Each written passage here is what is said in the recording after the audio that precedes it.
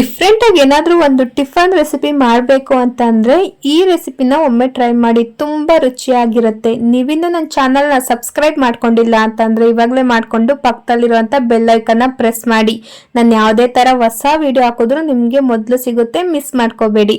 ಮೊದಲಿಗೆ ವೀಕ್ಷಕರೇ, ಗ್ಯಾಸ್ ಮೇಲೆ ಒಂದು ಬಾಣಲಿನ ಇಟ್ಕೊಂಡಿದ್ದೀನಿ. ಬಾಣಲಿಗೆ ಒಂದು 2 ಟೇಬಲ್ ಸ್ಪೂನು ಕಡಲೆಬೇಳೆ, 1 ಟೇಬಲ್ ಸ್ಪೂನು ಉದ್ದಿನಬೇಳೆ, 2 ಟೇಬಲ್ ಸ್ಪೂನು ಬಿಳಿ ಎಳ್ಳನ್ನ ಹಾಕೊಂಡು ಚೆನ್ನಾಗಿ ಕೆಂಪುಗಾಗೋ ರೀತಿ ಹುರ್ಕೋಬೇಕಾಗತ್ತೆ. ಮೊದಲು ಅರ್ಧ ಭಾಗ ಹುರ್ಕೊಳ್ಳಿ, ಆಮೇಲೆ ಇನ್ನೊಂದು ಒಣ ಮೆಣಸಿನ್ಕಾಯಿ ಹಾಕೋಬೇಕಾಗತ್ತೆ. ಅದನ್ನ ನಾನು ಲಾಸ್ಟಿಗೆ ಹಾಕೋತೀನಿ, ಅದು ಗರಿ ಗರಿಯಾಗಿ ಇರುತ್ತೆ, ಹಾಗಾಗಿ ಲಾಸ್ಟಿಗೆ ಹಾಕೋತೀನಿ. ನೀವೇನಾದ್ರೂ ಸ್ವಲ್ಪ ಮೆತ್ತಗಿದ್ರೆ ಒಣ ಮೆಣಸಿನ್ಕಾಯಿ ಅದನ್ನು ಹುರ್ಕೋಬೇಕಾಗತ್ತೆ. ನಾನು 5 ಒಣ ಮೆಣಸಿನ್ಕಾಯಿನ ಹಾಕೊಂಡಿದ್ದೀನಿ. ಇವಾಗ ಚೆನ್ನಾಗಿ ಕೆಂಪುಗಾಗೋ ರೀತಿ ಹುರ್ಕೋಬೇಕಾಗತ್ತೆ.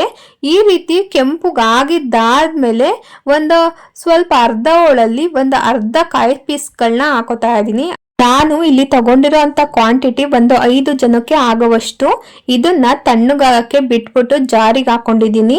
ಇವಾಗ 2 ಸ್ಪೂನು ಖಾರದ ಪುಡಿ, 1 ಸ್ಪೂನು ಕೊತ್ತಂಬರಿ ಪುಡಿ, ಇಷ್ಟನ್ನು ಚೆನ್ನಾಗಿ ರುಬ್ಕೋಬೇಕಾಗತ್ತೆ. ನೀರು ಹಾಕೊಳ್ದಲ್ಲೇ ರುಬ್ಕೋಬೇಕು. ನೋಡಿ, ಈ ರೀತಿ ಪೌಡರ್ ಬರುತ್ತೆ. ಈ ಪೌಡರ್ನ ಇವಾಗ ಸೈಡಲ್ಲಿ ಇಟ್ಕೊಳ್ಳೋಣ. ಗ್ಯಾಸ್ ಮೇಲೆ ಒಂದು ಕುಕ್ಕರ್ನ ಇಟ್ಕೊಂಡಿದ್ದೀನಿ. ಕುಕ್ಕರಿಗೆ ಒಂದು 4 ಟೇಬಲ್ ಸ್ಪೂನ್ ಆಗುವಷ್ಟು ಎಣ್ಣೆ ಹಾಕೊಂಡಿದ್ದೀನಿ.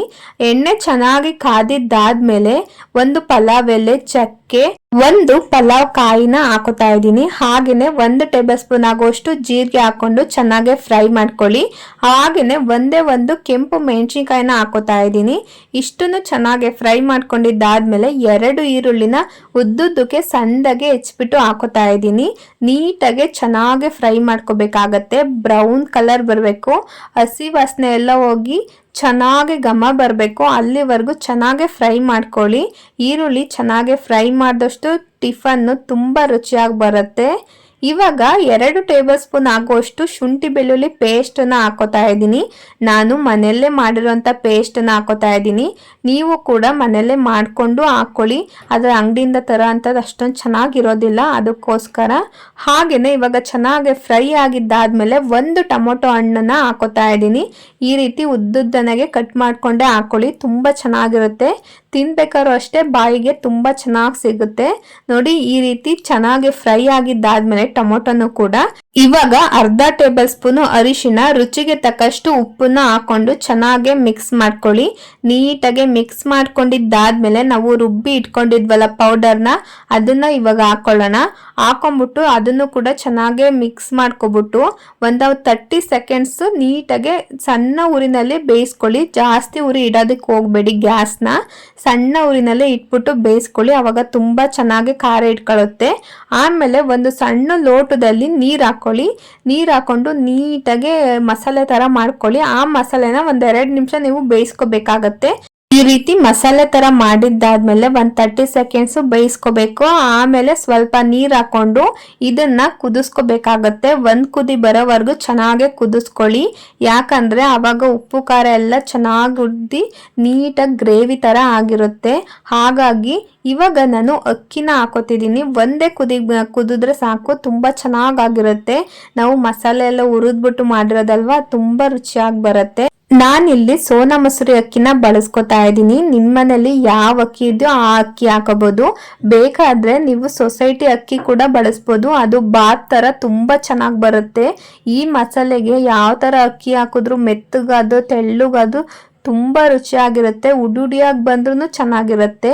ಇದು ಎಲ್ಲದಕ್ಕೂ ಕಂಫರ್ಟಬಲ್ ಇರುತ್ತೆ, ಸಖತ್ತಾಗಿರುತ್ತೆ ರೆಸಿಪಿ. ಟ್ರೈ ಮಾಡಿ ನೋಡಿ. ಇವಾಗ ನಾವು ಅಕ್ಕಿ ಹಾಕಿದೀವಲ್ಲ, ಅದಕ್ಕೆ ತಕ್ಕನಾಗೆ ನೀರು ಹಾಕಿ ಬಿಡ್ತಾ ಇದ್ದೀನಿ. ನಾನು ಹೇಳಿದ್ನಲ್ಲ, ಇದು ತೆಳ್ಳಾದ್ರೂ ಪರವಾಗಿಲ್ಲ, ಗಟ್ಟಿ ಆದ್ರೂ ಪರವಾಗಿಲ್ಲ, ತುಂಬಾ ರುಚಿಯಾಗಿರುತ್ತೆ. ನೀವು ಅಂದಾಜ್ ಮೇಲೆ ನೀರು ಹಾಕೋಬಹುದು. ಇವಾಗ ಸ್ವಲ್ಪ ಉಪ್ಪನ್ನ ರುಚಿ ನೋಡ್ಬಿಟ್ಟು ಉಪ್ಪು ಹಾಕೊಳ್ಳಿ. ನಾವು ಮುಂಚೆನೇ ಉಪ್ಪು ಹಾಕೊಂಡಿದ್ವಲ್ಲ, ಸ್ವಲ್ಪ ಸಪ್ಪೆ ಇತ್ತು, ಅದಕ್ಕೋಸ್ಕರ ನಾನು ಇವಾಗ ಹಾಕೊಂಡೆ.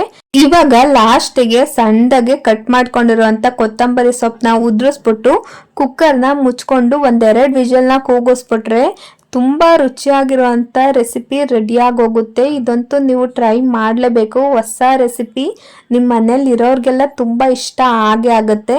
ಇವಾಗ ಕುಕ್ಕರ್ನ ಮುಚ್ಕೋತಾ ಇದ್ದೀನಿ. 2 ವಿಷಲ್ ಕೂಗಿದ್ದಾದ್ಮೇಲೆ ನೋಡಿ ಎಷ್ಟು ಚೆನ್ನಾಗಿ ಗಮ್ ಅಂತಿರುತ್ತೆ ಅಂದರೆ ನಿಮ್ಮ ಮನೆ ತುಂಬ ತುಂಬಿಕೊಂಡಿರುತ್ತೆ, ಅಷ್ಟು ಚೆನ್ನಾಗಿರುತ್ತೆ. ಈ ರೆಸಿಪಿನ ಖಂಡಿತ ನೀವು ನಿಮ್ಮ ಮನೇಲಿ ಟ್ರೈ ಮಾಡಿ ನೋಡಿ. ನೀವೇ ಇಷ್ಟಪಟ್ಟು ಪದೇ ಪದೇ ಮಾಡ್ತಾನೆ ಇರ್ತೀರಾ. ನಮ್ಮ ಮನೇಲಂತೂ ವಾರಕ್ಕೆ 2 ಸಲ ಇದು ಮಾಡ್ತಾನೆ ಇರ್ತೀವಿ. ಅಷ್ಟು ರುಚಿಯಾಗಿರುತ್ತೆ, ಅಷ್ಟು ಜ್ಯೂಸಿ ಆಗಿರುತ್ತೆ. ಈ ರೆಸಿಪಿ ನಿಮ್ಗೆ ಇಷ್ಟ ಆಯ್ತು ಅಂದರೆ ಲೈಕ್ ಮಾಡಿ, ಶೇರ್ ಮಾಡಿ, ನನ್ನ ಚಾನಲ್ನ ಸಬ್ಸ್ಕ್ರೈಬ್ ಮಾಡ್ಕೊಳ್ಳೋದಂತೂ ಮರಿಬೇಡಿ. Thank you.